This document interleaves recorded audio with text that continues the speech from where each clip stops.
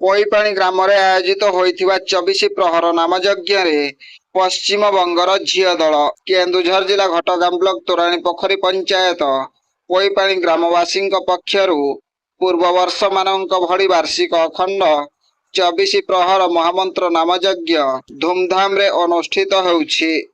April 24ରେ ଶୋଭାଧିବାସ ପରେ 25ରୁ 28 ଯାଏ ଅଖଣ୍ଡ ନାମ ସଂକୀର୍ତ୍ତନ ଚାଲିବ।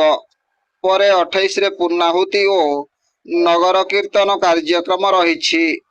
ଏହାଛଡ଼ା ପ୍ରତ୍ୟହ ଶ୍ରଦ୍ଧାଳୁ ମାନଙ୍କ ପାଇଁ ପଣା ଓ ପ୍ରସାଦ ବଣ୍ଟନ କରାଯାଉଛି। କେନ୍ଦୁଝର ଜିଲ୍ଲାକୁ ପ୍ରଥମେ ପଶ୍ଚିମବଙ୍ଗର ମହିଳା ସଂକୀର୍ତ୍ତନ ଦଳ ଆଣିଥିବା ପୋଇପାଣି ଗ୍ରାମବାସୀ ଚଳିତ ବର୍ଷ ମଧ୍ୟ ପଶ୍ଚିମବଙ୍ଗ ଡେବରାର ଝିଅ ଦଳ ସହ ବାରିପଦା ମାଣିଦାରର ଝିଅ ଦଳ, ବରକନ୍ଦର ଝିଅ ଦଳ ଓ ନେଦାଭାଡ଼ି ଓ ଦେଉଳା ମୟୂରଭଞ୍ଜର ପୁରୁଷ ଦଳଙ୍କୁ ନାମଯଜ୍ଞରେ ସାମିଲ କରିଛନ୍ତି।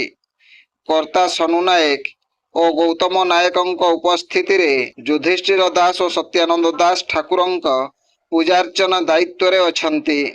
ଗ୍ରାମବାସୀଙ୍କ ସହଯୋଗରେ ହେଉଥିବା ଏହି ନାମଯଜ୍ଞରେ ପ୍ରତ୍ୟେକ ଦିନ ପ୍ରବଳ ଜନଗହଳି ଲାଗି ରହୁଥିବା ଜଣାପଡ଼ିଛି।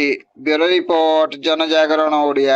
ଭିଡ଼ିଓ ଗୁଡ଼ିକ ଆପଣମାନଙ୍କୁ ଭଲ ଲାଗୁଥିଲେ ଆମ ଚ୍ୟାନେଲକୁ ସବସ୍କ୍ରାଇବ୍ କରିବା ସହ ଲାଇକ୍ ସେୟାର କରିବାକୁ ଭୁଲନ୍ତୁ ନାହିଁ।